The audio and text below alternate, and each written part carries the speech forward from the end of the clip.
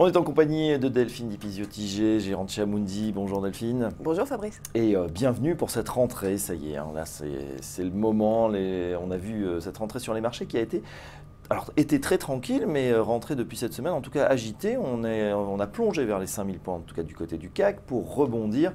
Est-ce que c'est entièrement la faute à l'euro-dollar, tout ce qui se passe en ce moment ? Entièrement à la faute à l'euro-dollar, peut-être pas.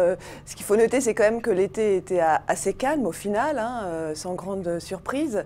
Ce qui a peut-être été au devant de la scène, c'est l'euro-dollar, mais qui est la conséquence de pas mal de choses. Qui est la conséquence, de chiffres d'inflation finalement décevants, notamment sur la partie américaine, et puis de la déception, ou je dirais plutôt du flou, sur la politique intérieure américaine et extérieure américaine.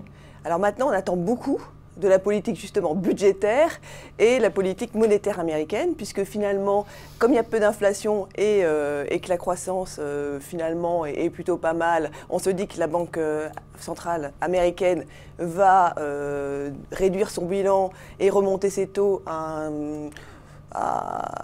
une cadence un peu moins forte que ce qui était anticipé par les marchés auparavant. Et de l'autre côté, on se dit, comme les chiffres de croissance sont quand même plutôt pas mal côté zone euro et qu'il y a des chiffres aussi d'entreprises qui sont plutôt bons, qui sont sortis au deuxième trimestre, eh bien ça devrait pousser la Banque centrale européenne à être un peu plus agressive, elle, justement, sur sa sortie de politique accommodante. Donc ça veut dire que ça pèse sur l'euro-dollar. Oui. Et si je résume, donc le flou risque de se dissiper.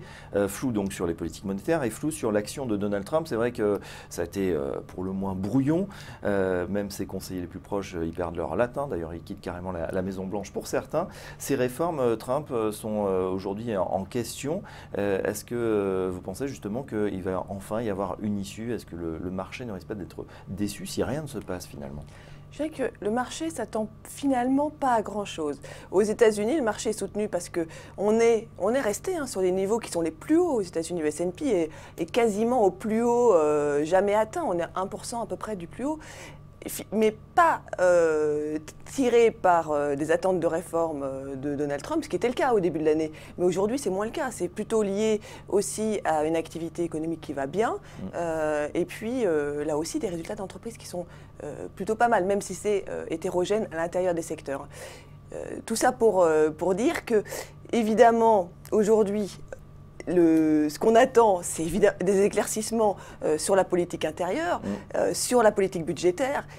Tout le mois de septembre il va y avoir des échéances importantes, puisqu'il y a de nouveau sur la table la renégociation de l'Obamacare. C'est le 27 septembre, la date limite, encore une fois, pour renégocier ça. Il y a le plafond de la dette, et là, on ne connaît pas réellement la date, c'est pas encore complètement fixé. Ça devrait être jusqu'à mi-octobre, mais là, on apprend hier, avec le secrétariat du Trésor, qui nous dit que finalement la date va être sûrement raccourcie à cause de l'impact de l'ouragan Harvey, qui devrait finalement réduire ce temps de négociation pour le plafond de la dette, parce qu'il faut dégager aussi des fonds pour l'aide d'urgence. C'est l'État fédéral là qui est engagé. Exactement. Donc, et il est possible, d'ailleurs, ça c'est aussi un élément important, perturbateur peut-être pour ça, c'est qu'il est possible que cet ouragan ait des conséquences, un impact financier quasiment aussi important que Katrina, qui en 2005 était le plus gros ouragan qui soit arrivé sur les États-Unis avec un impact important. Ça a coûté à l'époque 120 milliards de dollars. Aujourd'hui, on se dit que peut-être l'ouragan Harvey devrait coûter 100 milliards de dollars. Eh bien, ça monte en fait tous les jours. On est parti de 30, 40 et puis là peut-être 100. La facture a l'air de s'alourdir. Du coup, qu'est-ce qu'on peut attendre là pour cette rentrée, en tout cas financière, boursière, pour ceux qui sont en train de recomposer leur portefeuille, et puis vous aussi, gérants.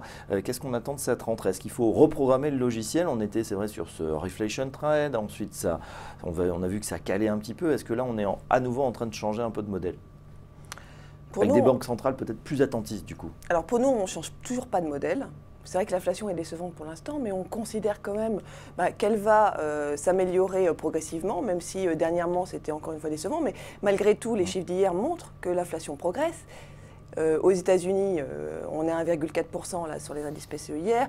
En Europe, sur l'inflation cœur, on est à 1,2%. On est en dessous, bien en dessous des objectifs des banques centrales de 2%. Mais ça avance, ça progresse.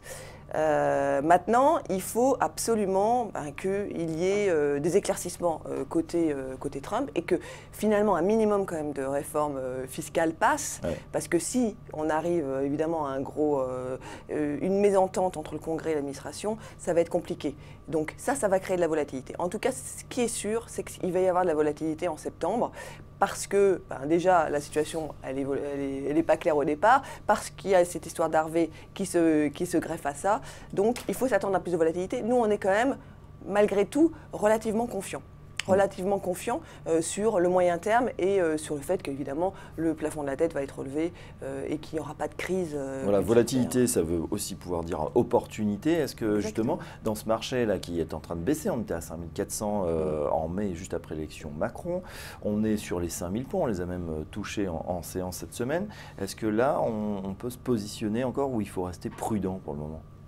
Alors nous, on considère que ce sont des opportunités aujourd'hui. Sur le portefeuille, je pense qu'on va en parler après, mais sur le portefeuille, on va mettre en place des stratégies qui sont plutôt des stratégies optionnelles, parce qu'aujourd'hui, ça prend en compte cette dimension de volatilité et ça permet de profiter à la hausse du marché. Si je vais rentrer dans le détail juste sur cette position. Donc par exemple, nous, ce qu'on a mis en place, c'est au lieu d'acheter directement le marché, aujourd'hui, si vous vendez un put, c'est-à-dire une protection à la baisse, on vend la protection à la baisse, 10% en dessous du marché, et notamment sur le marché américain, c'est particulièrement intéressant, vous avez la possibilité d'acheter 7 fois plus de call, donc d'être exposé à la hausse 7 fois plus, et à 6% seulement au-dessus du niveau actuel de marché. Donc ça donne un effet de levier dans les portefeuilles qui est extrêmement intéressant et qui finalement qui protège si jamais il y a un peu de secousse, parce qu'on ne voit pas non plus le marché qui a déjà baissé de au moins 6% là, depuis mai, rebaisser de 10% supplémentaires. Voilà, donc du coup, finalement, avec une stratégie de couverture, il faudrait sortir la calculatrice, il est tôt le matin là, pour nos auditeurs. En tout cas, l'idée c'est on peut par une stratégie de couverture prendre des positions, financer des positions à la hausse avec une position à la baisse. Exactement. Bon, très bien. En tout cas, ça se passe bien pour le fonds Amundi Patrimoine. Juste un mot que vous gérez pour le moment. Là, plutôt pas mal, parce que je pense qu'on a bien résisté dans cette phase un peu de mou du marché où finalement le marché action est plutôt décevant, et notamment en Europe, puisque vous le disiez, donc on est en baisse depuis mai. Ce qu'on a fait dernièrement, pour résumer sur la partie sur l'été, juste avant l'été, on s'était plutôt repositionné sur les actions américaines, ce qui était plutôt pas mal parce que les actions américaines, elles ont bien tenu, au détriment des actions européennes. Et là, progressivement, tout le long de l'été, on est revenu sur des positions sur les actions européennes, notamment via les options, dans ce que je vous parlais, mais aussi en position en dur en actions. Aujourd'hui, on a 34% d'actions dans le portefeuille, avec 15% d'actions européennes, 10% d'actions américaines, et puis les 10% restants, c'est des actions japonaises et des actions émergentes. On est revenu sur les actions émergentes, notamment on est sur le Brésil aujourd'hui et globalement l'Amérique latine. Ça, c'est une zone qu'on aime bien et d'ailleurs qui a bien performé. Qui a bien performé, pendant les l'été. émergents profitent justement de... Ça, c'est plutôt pas mal. Et ce qui a aussi protégé le portefeuille, contre les événements qui ont marqué le marché dernièrement, c'est qu'on n'avait pas tellement de position dollar.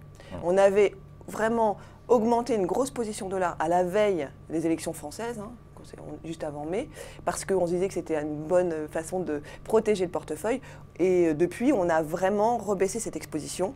On n'a quasiment pas d'exposition dollar, 6% dans le portefeuille. Et c'est vrai que quand vous regardez la performance du marché action américain depuis le début de l'année, on a à peu près le S&P à peu près 12%.